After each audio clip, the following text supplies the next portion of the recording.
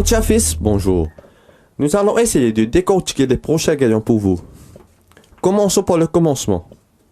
Dans cette première course, nous avons cherché de repérer Ragamuffin.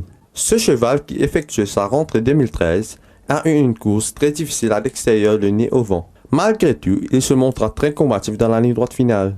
Mais il ne pourra rien faire pour contrer l'attaque de Commodore P. Ragamuffin est à suivre dans cette classe. Le vieux Wolfstone n'a pas démérité.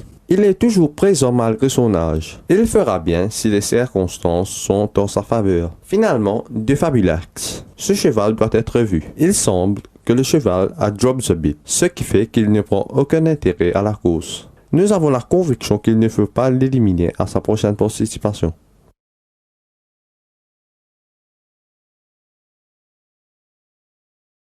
Lors de cette deuxième épreuve au programme, la performance d'un cheval saute au jeu. Il s'agit du neveu de l'écurie Pedro Calignago. En retrait durant toute la course, vous pourrez apprécier sa belle ligne droite finale. Il semble pourtant mal à l'aise au tout début de la ligne droite finale. Mais lorsque Giga Nathan balance sa monture, Calignago fonce droit vers les meneurs. Sa progression ne laisse pas insensible. Dommage pour lui que le but arrive trop tôt. Il est à surveiller lors de ses prochaines sorties. Notons également le eye-catching run de Rainbow Man. Il ne sera jamais relax. Il sera à la poursuite du meneur durant toute la course. Mais au lieu de faiblir en ligne droite finale, vous constaterez qu'il est encore à la lutte. Cela fait longtemps que ce coucher n'a pas couru aussi bien. Il mérite d'être suivi lors de ses prochaines apparitions. Rainbow Man n'est certes pas un champion, mais il possède de la vitesse pour faire des dégâts. Lors de la troisième course, la performance du favori Cassidy doit être ignorée. Il n'a jamais pu diriger les opérations et n'a jamais été à l'aise durant tout le trajet. Cassidy reste un bon élément dans sa fourchette et qui mérite beaucoup d'attention. Jack Flash, pour sa part, a été le grand malchanceux de la course. Vous verrez qu'il suit dans une striking position et je vous invite à suivre sa ligne droite finale. Le jockey plonge vers l'intérieur en entrant dans la ligne droite finale. Le vieux de Kiki Henry, Bubber, pour sa part, a refait pas mal de terrain dans la ligne droite finale. Dans une fourchette appropriée, il est tout à fait capable de renouer avec le succès. Pour les exotic bêtes, il faut compter avec lui. Le nouveau Saint John Bosco avait besoin de ce premier galet de course. Il a effectué des débuts corrects et il doit être suivi à l'avenir. Nous avons assisté dans cette quatrième course le retour en forme de Piece of Paradise. Ce cheval prend toujours 2 à 3 courses avant de se retrouver chaque saison. Et dans la classe qu'il évolue, il aura son mot à dire à nouveau lors de ses prochaines apparitions. Finalement, pour cette course, Friday Lunch Club, sur lequel il avait beaucoup de jeux, n'a jamais pu faire sentir sa présence. Ce cheval possède des arguments et il mérite d'être vu.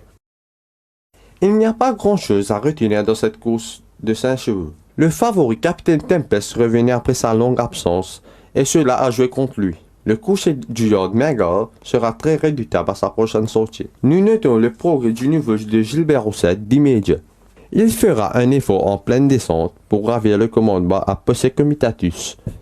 Et dans la ligne droite finale, vous verrez qu'il ne sera pas ridicule. Ce cheval est appelé à progresser davantage. Et à ce rythme, il devrait déjà être un danger pour ses adversaires lors de sa prochaine participation.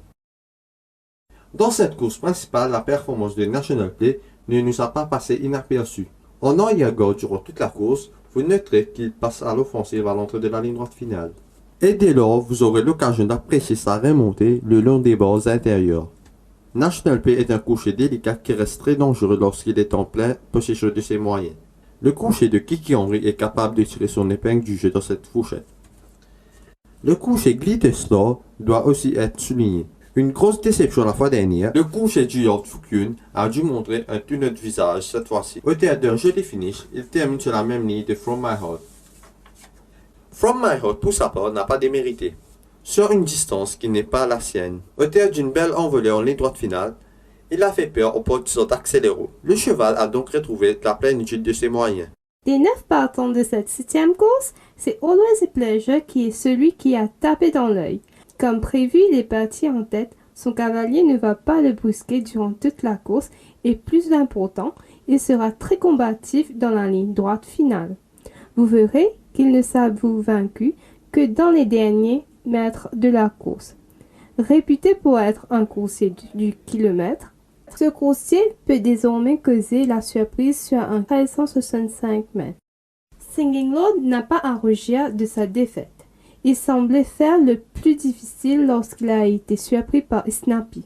Ce jeune coursier de l'écurie Fukun devrait progresser encore après cette course et il enchaînera par la suite avec les victoires. Il fera à coup sur le bonheur de son entourage et mieux gravira les échelons. Singing Lord, un nom à retenir. Governor General nous a semblé mieux dans sa peau samedi. Il est resté trop en retrait et avait trop de retard à refaire à 500 mètres du but. Ce cheval continuera à progresser et on aura tort de l'ignorer à sa prochaine sortie. La démonstration de Seeking Angelo dans cette 8e course ne laisse aucune chance à ses adversaires. Notons les débuts intéressants d'Acapella. Ce cheval a connu pas mal d'ennuis depuis qu'il est à Maurice et son entourage a été très patient. Il a tout fait dans cette course, mais le vainqueur était beaucoup trop fort. C'est un coursier qui semble promis à un bel avenir sur notre hippodrome. Hayakolad, après une course de rentrée très décevante, a couru en net progrès. Il a été l'auteur d'une fin de course très plaisante. Hayakolad devrait maintenant monter en puissance et sera un nœud dur pour ses adversaires à sa prochaine sortie sur plus long. Si dans la course de clôture Forest Shelter a fait respecter sa cote de favori, nous ne pouvons passer sous silence le bon parcours d'In Position. Il a été contraint de suivre cette fois, mais a néanmoins déployé un joli finish dans la ligne droite. Il fera même figure de vainqueur à un moment avant de s'incliner de justesse. In Position reste désormais à suivre dans sa fourchette. Royal Times, pour sa part, continue sa progression. Il n'était pas mal samedi dernier et s'est bien défendu en ligne droite.